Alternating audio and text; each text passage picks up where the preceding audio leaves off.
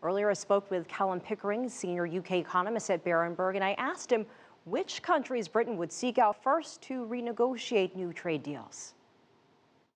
The first set of trade deals will take place with the EU. The UK will negotiate those deals first before looking to any other countries.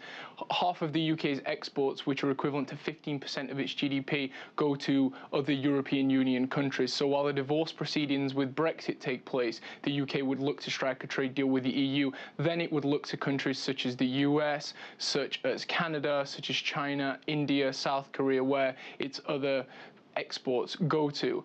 I'm not quite sure, as it stands, how the UK would go about negotiating those trade deals. It's actually a very interesting question, given that a conglomerate of experts within the EU have been negotiating trade deals on behalf of all of the EU 28, the current EU 28 countries, for a long time. The UK would effectively have to learn how to do it once again. And tariff-free trade would probably remain for at least 2 years. Could you talk about the potential impact there? Wouldn't it be felt immediately? Okay, so this 2-year horizon comes from something fairly technical in the treaties. Essentially, you have 2 years to negotiate your withdrawal if you wish to leave the European Union. So it's actually business as usual the day after the UK vote, if it were to vote for a Brexit. In fact, it's business as usual for the period between the UK voting to leave and Parliament actually saying to the European Union, we would like to take the UK out. So we expect a fairly drawn-out process. It might not be in the UK's best interest to withdraw from the EU immediately, and those negotiations may take far longer than 2 years, considering just how long the UK has been part of Europe and how many trade deals and rules are already in place. It's a lot of unwinding to do. And Kallum, I want to talk about Parliament in just a moment, but first I do want to ask you about billionaire investor George Soros. He is warning that a Brexit would kill the British pound and lead to a Black Friday. What do you make of that prediction of his? I would say that the risks about a sterling crisis have been overplayed.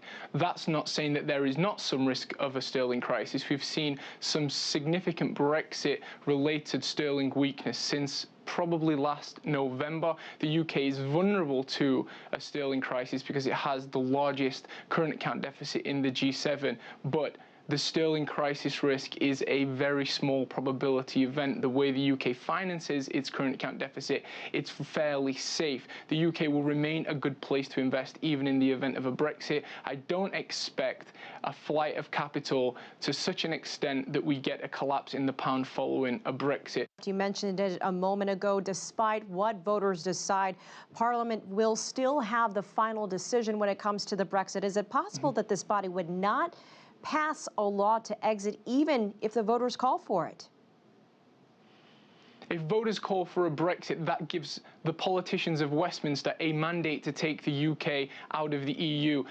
In order to trigger the leave, the UK Parliament would have to vote to repeal all the European laws which have been introduced since 1972. The Conservative Party, the leading Conservative Party, have the majority to do that, and they've promised they will. But if there's significant fallout within UK Parliament post-Brexit, the sorts of fracturing that we've already seen ahead of the vote, there is some uncertainty as to whether or not UK Parliament would actually trigger that vote to leave and formalise it by repealing the 1972 European Communities Act with Europe.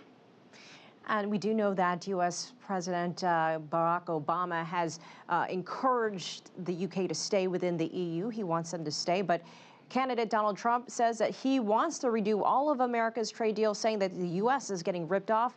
Is there similar sentiment within the Leave camp? Do those supporters believe the UK can have better deals, better relationships with other countries and businesses outside of the EU?